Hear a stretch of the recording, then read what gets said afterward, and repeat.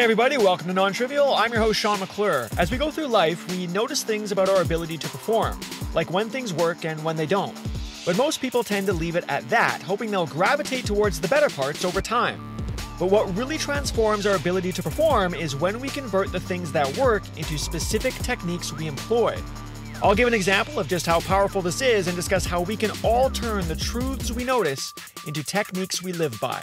Let's get started.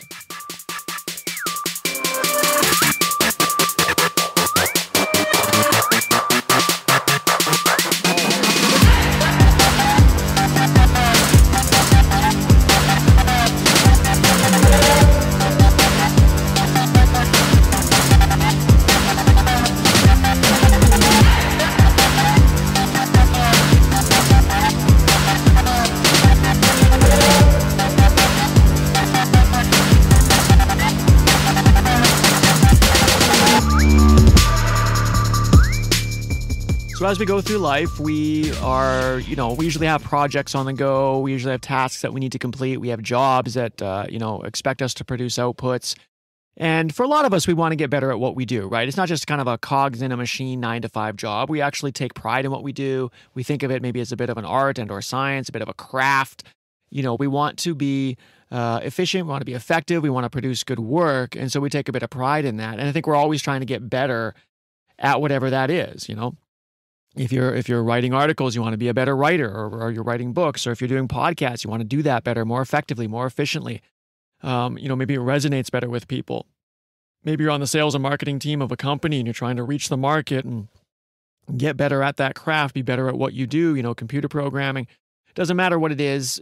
For most of us, it's not just kind of a cogs in a machine. Hopefully, we might actually be cogs in a machine, some of us, but hopefully we are trying to rise above that and really take a bit of pride in what we do and try to get better at it and maybe become a bit known for it. There's a passion for our craft, and to have that kind of intimate relationship with that craft is to learn more about it. So we're always kind of paying attention to these patterns, right? In what we do, we notice what does work and what doesn't work, and maybe we go for walks and we kind of contemplate that, or maybe we get together with a bunch of people in a team and we discuss why certain things are working and other things are not. But we're paying attention to these patterns all the time because we take pride in what we do and we want to be better at it. And I think that's just par for the course in taking on any reasonably challenging task in life is to one, do it, but then two is to kind of step back and contemplate it and think about why certain things work and why certain things don't. And it's kind of in pieces, like 70% of it, maybe those things went well, but there was 30% that didn't really work well. So why, what was it about that 30%? Or maybe it sometimes seems a bit random, like maybe for reasons we don't really know. Sometimes I was just in the zone and I was able to just make whatever I was trying to do. I was just able to make it. It kind of just flowed out of me. And why was that? We can kind of, it seems almost a bit mysterious. It's almost like it was being channeled through me as opposed to, I was kind of in control of the whole situation or whatever. There's kind of different versions of this. But I think it's good for all of us to just kind of step back and think about our work and contemplate why certain things, did work and why certain things didn't. But that can also be a bit frustrating, right? I mean, because sometimes it seems like you can't crack that shell. You can't get past that barrier of mystery. It's like, I just don't know. Sometimes I got to be in the mood. Sometimes I'm not in the mood. Maybe it's when I'm working with a group of people. Maybe it's the environment I was in. Maybe it was the type of thing I'm working on. And then you might try to question, your actual vocation. Maybe I'm not really doing the right thing. Maybe this isn't for me. And you can try to analyze it, but you can't seem to quite get there. So I think it's pretty common to go through life to notice things that do work and don't work. But then, I think for a lot of people just kind of leave it at that, right? You kind of just say, well, sometimes it works and sometimes it doesn't. And I try to follow the path where things are working. I think that's natural, whether you're explicitly or implicitly doing that. We want to kind of put ourselves in the direction of things that seem to work, but we don't necessarily have a whole lot of control over that. It just seems largely random. And I think, of course, a lot of that is random. And in some ways, we can actually take advantage of that randomness, right? Increased variability, increases the diversity of opinion, let's say, in a group, and we want that randomness in there. But then we also have to lock that down into something a little more structured and things like that. And there's just kind of this mystery, it seems, to the creative process, right? Like, how do we really bring about what we want to do on a regular basis? How do we make it almost a little bit more deterministic? There's so much non-determinism in the creative process, right? There's so much trial and error and you have to bounce around and do this. But we want some sense of permanence. We want some sense of reliability because people are relying on us. And I think we take more pride in our work if we know that every time we go to touch the tools and use the tools that we do actually produce good stuff, right? So we're always searching for that kind of increased reliability, increased predictiveness, even though it can't be totally predictive. And I don't think you would want it totally predictive. But we want a little bit more determinism in there just to feel good that, whenever we do the thing, we're doing it well. But that's hard. And it seems like a big mystery a lot of times. And especially the more complex the task, or the more difficult the task, the more hard the problem is that we're trying to solve with our skill, with whatever kind of vocation we attach ourselves to or identity that we have for ourselves. The harder that is, the more difficult it is to kind of reproduce what we do, right? And so I guess the question is, what can we do about that? Do we just have to kind of step back and accept the uncertainty? I mean, I think a lot of that is true. I talk a lot about accepting uncertainty, accepting complexity, the causal opacity, and not just accepting it, but actually leveraging it, like the randomness example, right? Taking advantage of the happenstance and the randomness of situations to bring you more information than you would have otherwise if you were trying to take a purely deterministic approach. So there's a big aspect of creativity that demands that you accept uncertainty, accept randomness, but not only accept it, but actually leverage it to your benefit.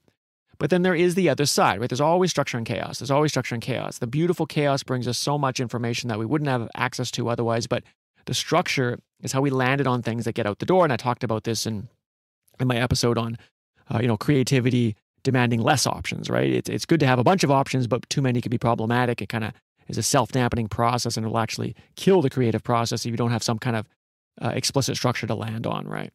So we know we've got that balance between structure and chaos, right? So just a quick recap. I said, look, we go through life. We have skills that we want to take on. We want to be better at what we do. We want to be proud of what we do. And because of that, we're always kind of looking at what does and doesn't work, right? If we're, a sculptor, this particular piece of pottery worked and then the next day it didn't. Why is that? What happened? What was the difference? If you're a painter and like, oh, I loved this piece and it came out so beautiful. And then you thought you did kind of the same thing the next day. And then it ended up not really turning out that well. Obviously in science and experimentation, we can run into the reproducibility issues, although that's a bit of a bigger issue for other reasons as well. But, whatever it is that you want to do on a regular basis, you want some regularity to it. And it can be a bit frustrating, right? It can be frustrating because sometimes it seems to work and sometimes it doesn't. And it can be hard to peel back the layers and pick apart why that is. And how do we land on something so that we're always kind of producing pretty good work? How do we, land on something that brings up at least a bit of determinism to the otherwise mostly non-deterministic creative process? And so what I think this comes down to is techniques, right? Techniques are so critical to the creative process. And what is a technique? A technique is some thing that you kind of do every time you run into a given situation, right? If this situation presents itself, you have this kind of toolbox of steps that you follow. And you know that if you follow those steps, you're kind of guaranteed a pretty good output. I say kind of guaranteed, which sounds a bit oxymoronic, but it is kind of a little more general than that. It's not an exact guarantee, but there is a level of guaranteedness to it because there's something about the steps that you follow in the technique that has kind of a direct line to truth. Okay, it's kind of a funny way to say it, but I think that's what it is. I think as we go through life and we notice patterns, what we're noticing are reproducible, timeless truths that are commensurate with nature, right? Or commensurate with complexity, however you want to put that. They're just the way that nature works. We might not have a label for it, but it is the way that nature works. So as I'm going through life and noticing that every time I seem to do this seems to work well, there's something about that. There was some fundamental pattern that you're kind of gaining access to. And we go through life and we try to peel back the layers and it can become confusing about sometimes it works and sometimes it doesn't. But those parts that are working, there's like a direct line to nature in those. And the idea of the technique is to try to capture the parts that are working and put it into a bit of a formula. Now, you got to be careful here because I talk a lot against recipe approaches and formulaic approaches because it's very easy for those to go too far. And really what I mean by too far is kind of being too specific. So you might think that you picked up on what was working, and then you turn that into a very specific or explicit set of steps that you follow every time, and then those steps inevitably or invariably fail, right? They inevitably fail because you didn't capture all the right stuff, or you didn't know how to make all those steps work together, or maybe the steps that you captured were just plain wrong. It's usually some mix in between, right? But that doesn't mean technique is all bad and all wrong. And that snowball episode, I was talking about how structure is most powerful right before it no longer exists, right? Structure is most powerful right before it no longer exists. So it seems like if you back off structure, meaning you have less and less of it, you keep tapping into the beautiful chaos of life, you get access to information that you wouldn't have otherwise, you get this beautiful diversity of opinion and possibility, the kind of space that you need to tap into to really produce creative outputs. But if you were to remove that structure altogether and only have chaos, it would be just that. It would just be chaos, and you'd never be able to rein it in and get it out the door. Again, just like my other episode on creativity demands less options. So structure is critical. Critical. But one, it's very difficult to know what that structure is. It's going to take years and years to find out what that structure is. And two, we have to be careful not to employ too much of it. Because the moment you pass that line, it's like a threshold where you become a little too explicit, a little too deterministic in what you're doing. You no longer tap into what you need to produce good creative outputs. Okay. So we go through life, we notice patterns, and I think those patterns have truths to them, but it can be very frustrating to know which of those are working and why, and how to piece those together. But I think that the notion of putting together even kind of a lightweight technique to approach your project in some sense the same way every time can be a really, really powerful thing. And I think those techniques are critical to the creative process, and not just in building things, but even just the truth of your life, right? It could be the mental state that you go through in life. There can be techniques that you can use, right, to put yourself into a certain state of mind, right? Whether that's just remaining calm or peaceful, or when you go for a walk, you kind of want to clear your thoughts.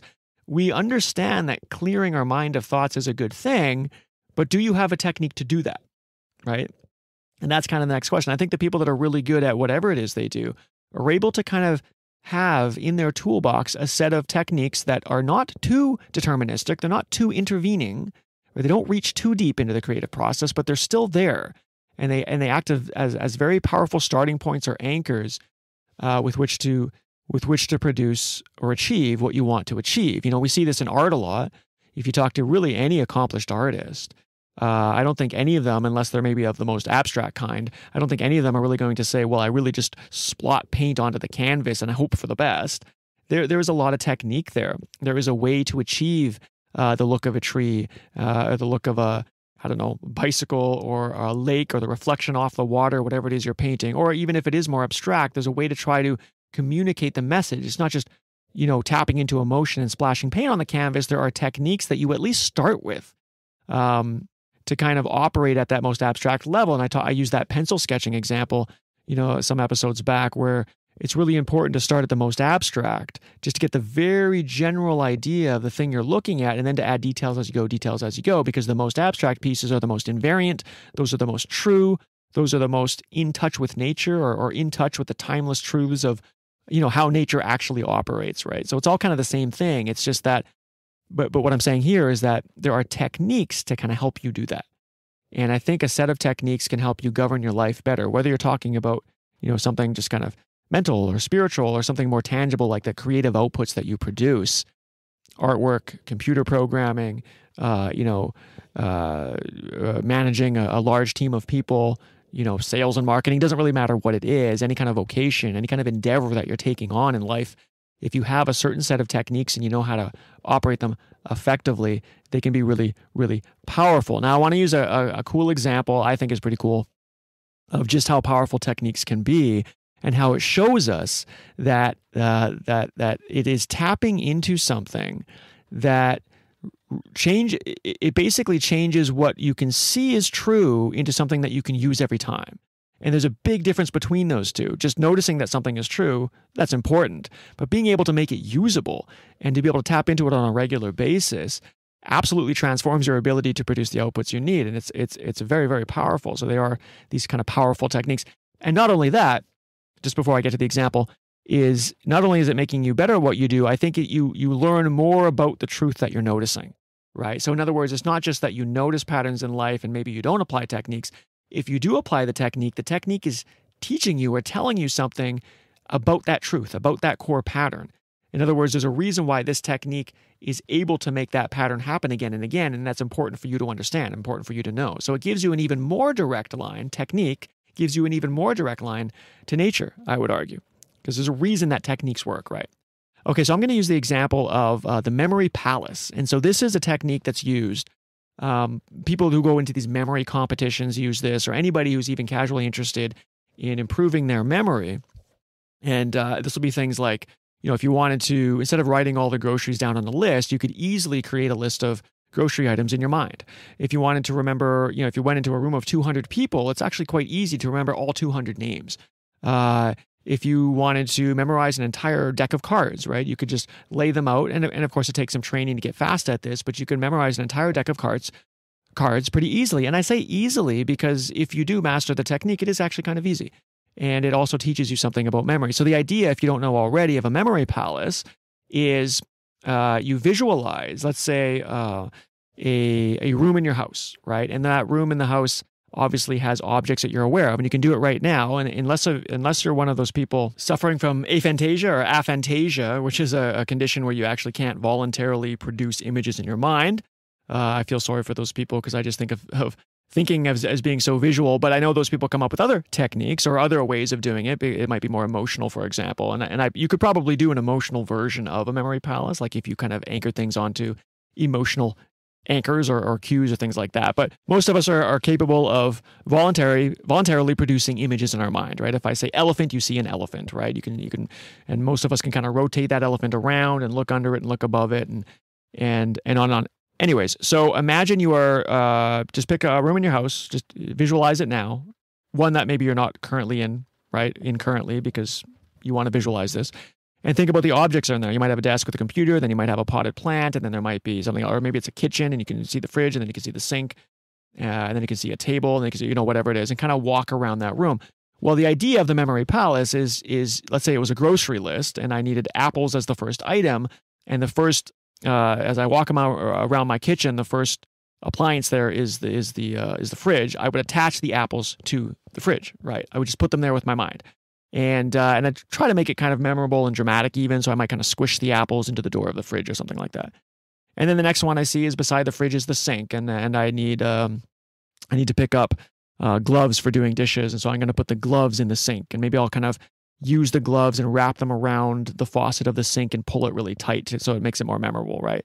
So now we've got apples as the first item because we were squishing them in the door of the fridge, and now we've got these kitchen gloves as the second item because we were wrapping them around the faucet of the kitchen sink. And you can keep doing this, and you can do this with tens, 20s, hundreds, maybe even potentially thousands when you get into the memory competitions, right? You can do this with many, many, many items, and you might think, yeah, okay, that's kind of cool.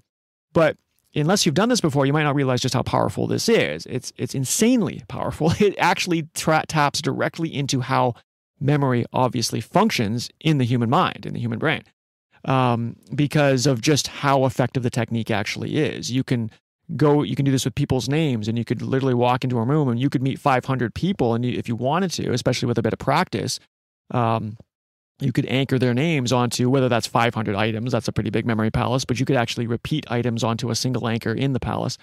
Doesn't matter. If you visualize a room in your mind and you attach the names of the person or the items on the grocery list, whatever it is that you want to memorize, onto those, we call that pegging sometimes, you peg them onto the individual items in the room, then you just simply walk through your room at a later date and you look at the apples and the kitchen gloves or the names Stephen and Samantha and Susan and all the different names that you did. You have to create an image. In the case of the names, you'd have to create an image for the names, right? Like what is Stephen? I don't know. Steve rhymes with sleeve, and so maybe that becomes your kind of device, and you put a sleeve around the fridge or something like that, right? But that's the idea of a memory palace. And if you go look up these memory competitions online, I mean, people can memorize, 5, 10, almost 15 decks of cards at once. They can memorize hundreds of names. They have all these different categories of what you do. And if you just looked at that at face value and you said, wow, like that person must be gifted with an astounding memory. But the reality is we all have that memory. We all have that ability. It just takes the perfection of a technique, or not even the perfection, but the practice of this particular technique. So I think the memory palace is a really cool example, because if all of us kind of get a sense that memory is related to the ability to visualize in the mind, right? Again, unless, of course, you suffer from aphantasia, right, where you can't do that. But again, I think you would have kind of an emotional version of this. But for the majority of us, all of us kind of get that sense. Like when you try to recall something, if you recall someone's name or you're trying to recall someone's name, you're probably kind of picturing that person in their face, right? So there's this pattern, this truth that we all kind of pick up on when it comes to memory. We kind of get a sense of how it works. But then if you take that and you think about how the memory palace technique would have come up in the first place, and you can kind of go read the history on that, right? But obviously it was somebody noticing that, yeah, this seems to be how memory works. We tend to visualize things. And what's one of the most easy things to visualize? It seems to be three-dimensional things like rooms. Like it's really easy to picture something in a detailed fashion about the room that maybe I frequent a lot, and I can actually walk around it visually. And then you start to think, well, what if I just like put things on the items in those rooms? Because now you've got the most memorable thing, which is the ability to walk around a room. And then you've got objects that are just attached to those things. And so what you're doing is you're taking what everybody kind of knows, this visual aspect of memory, and you're turning it into a technique. And the technique absolutely transforms your ability to produce the outcome, the feat that you're trying to be really good at, right? You want to be good at memory. You kind of get what's involved when memory works well, and now you convert it into a more explicit technique so that every time you actually want to memorize something like a grocery list, like a bunch of people's names, whatever it is, you can do that far, far, far more effectively than you would be able to otherwise. And so that's the power of technique. And not only is it making you that much more effective at doing the thing, as I said before, it also puts you more in a direct line with nature, I would say, because why is that working so well? What is it about this technique? And then you start to think, so if you take a look at the memory palace and you get really good at it, you say, well, how do I attach like the apples to the refrigerator? And I said, you have to kind of make it dramatic. And so what you could do is you can start to come up with a little bit more detail to your technique and say, okay, let's say I take the object, like the apple or apples, right? And then I add an action to it, like squishing it into the fridge. And then I notice, and again, here comes the noticing of the patterns, right? And then I notice that if I give it a reason, like why are you squishing the apples into the fridge, then I really seem to remember this, right? So the more you kind of work with this technique, again and again, you start to pick up on, just like you would through casual observation, when it does work and when it doesn't, right? So if I have the object and I make an action, I'm squishing it, but why are you squishing apples in the door of the fridge? And then you say, maybe I'm going to do a prank on somebody. I want a bunch of mushy apples on the ground so that when they walk into my kitchen, they slip and they fall or something and they bang their head, right? And that sounds a little bit almost violent, but again, the more dramatic you make the image or funny or something like that, the more memorable it's going to be. But the point is, now I took not just walking around the room and attaching objects, I a little more explicitly said, take the object, add the action, and give it a reason, right? Take the apples, do the action, which is to make it squish into the door, and then give a reason because I want the juices and the stuff, the pulp to go on the floor so that when someone walks into my kitchen, they slip and they fall. And then you might notice when I give now, why is that? And that might tap into something about the way humans think of causality, right? Like we're so big on coming up with causality. We have to have reasons for everything. We can't just look at it at face value. And that's why all through human history, we've invented a lot of reasons for things. And some of them might be true and some of them might be not. A lot of them are kind of invented but we're always chasing the reason. We're always chasing the causality. So you're learning about the human mind. You're learning about the human brain. There's a reason that this technique works so well. Now, I'm using the memory palace as an example, but you can do this with anything, right?